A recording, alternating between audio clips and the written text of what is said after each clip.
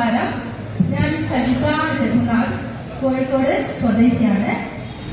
എന്റെ കവിതയുടെ പേര് അഹല്യ.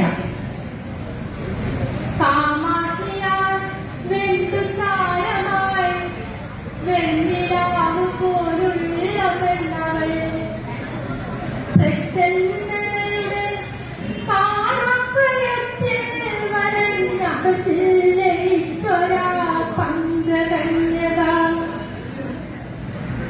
ജഡകുട